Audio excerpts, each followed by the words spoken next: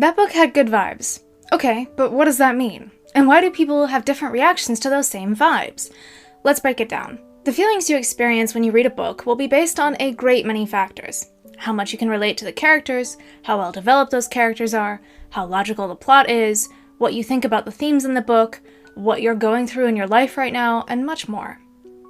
But the most fundamental reaction you'll have to a book depends on your sense of life and the author's. Your sense of life is your most basic attitude to the world and to other people, and it's more felt than thought. It starts forming based on your experiences as a child, and it's so deeply ingrained that it's hard to change.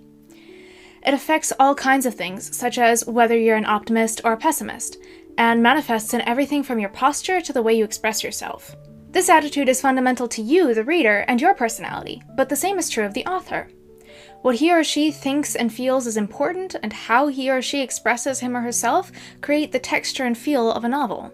Two authors writing the same story in the same time period would write it differently, both because they may have different explicit ideas about the theme, but also because they'll have different senses of life. When we read a book, the reaction we have that's so deep it feels instinctual is a sense of life reaction.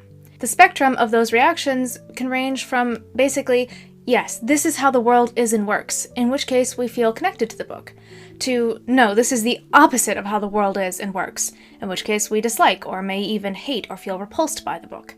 And of course, there are tons of in-between levels. But in short, a book's vibes and how we relate to them are based on both the author's and the reader's sense of life.